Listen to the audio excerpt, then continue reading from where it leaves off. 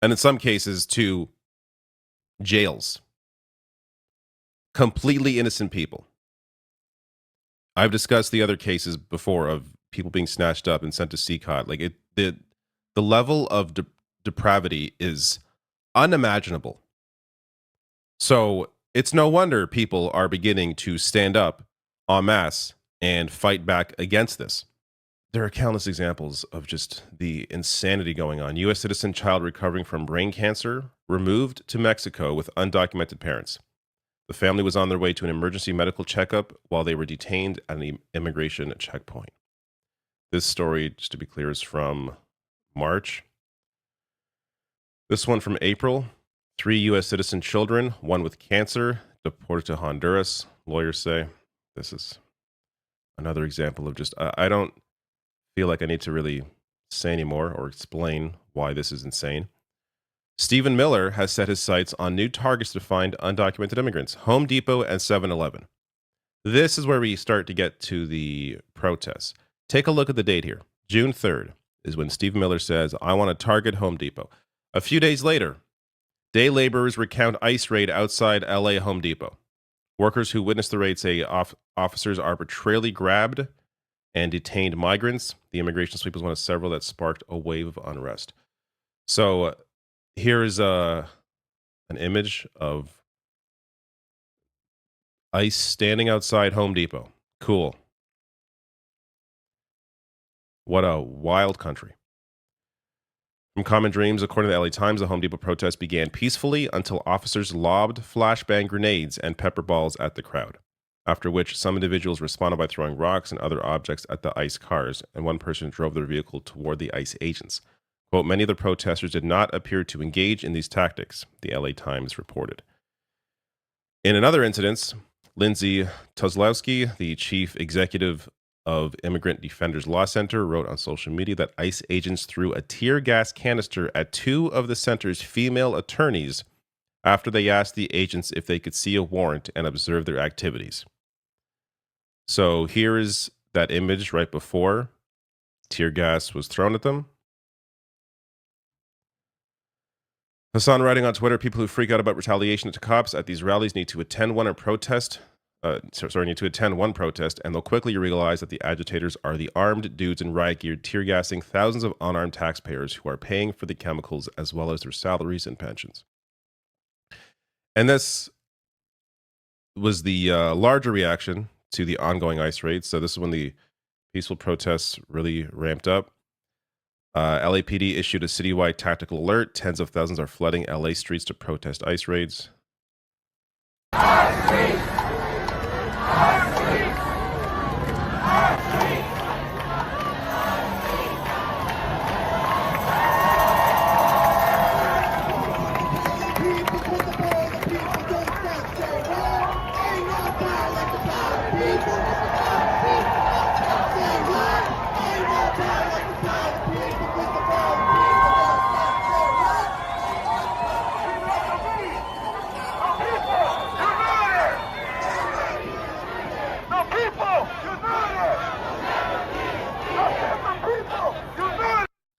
Look at how violent and scary these people are, standing up for the rights of each other.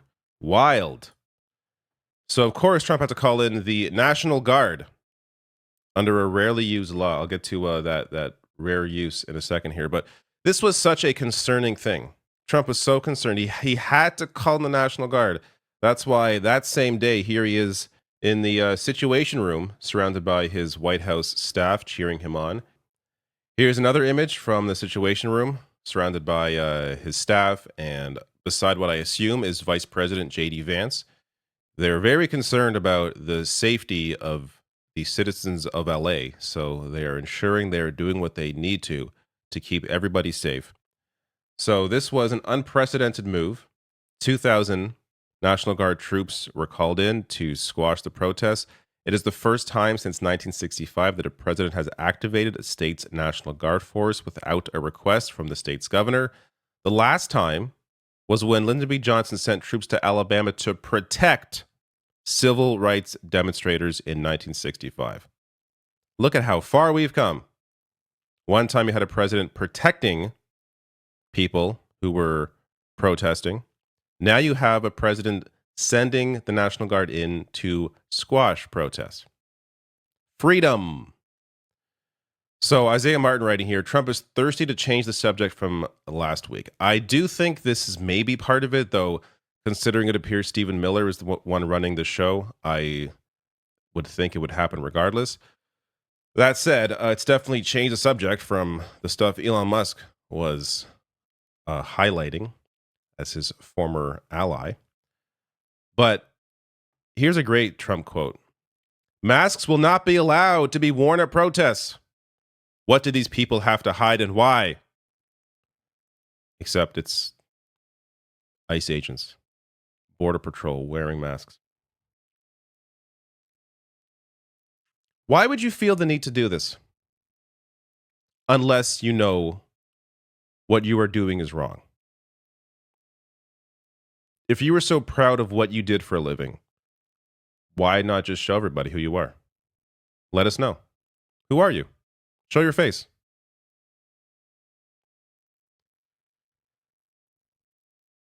Imagine going to work and having to hide your face at work because of how embarrassed you are about what you do. You could always resign. Do something else.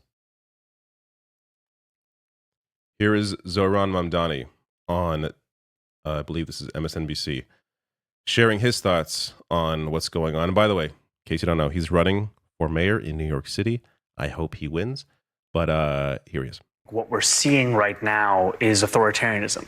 And what our city and every city needs is a leader who will look it in the eyes and not see a reflection of themselves. Because this isn't just an attack on immigrants who are being picked up by masked men in unmarked cars. This is an attack on the very essence of our cities and our states and our country. And we are seeing too many so-called leaders across this country who are sitting idly by as this takes place, when we know that Donald Trump never rewards concessions. He can only be defeated if you're willing to fight him. And that's the kind of fight we have to bring in this country in this moment. I think he's exactly right. So far, we are seeing people do their part with these protests. We need political leaders, politicians to stand up and do their part. And so far, there is one clear example of that, and that is the city of Glendale. Writing here, after careful consideration, the city of Glendale has decided to end its agreement with the U.S. Homeland Security / ICE to house federal immigration detainees. This local decision reflects our core values: public safety, transparency, and community trust. So they have been under pressure from civil rights groups about ending this relationship. And in the wake of these protests, they in fact have done so. Good on the city of Glendale. Hopefully there are more examples of this. There is, I guess, worth mentioning here, the potential that Gavin Newsom may sue the Trump administration, though it's over the use of the National Guard. Though it's always hard to know where these lawsuits go, what the result of them are actually going to be. That said, it's something, I suppose.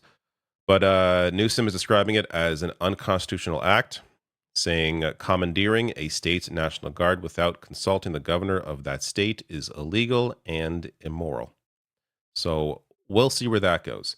But it's good to see people standing up in support of human rights.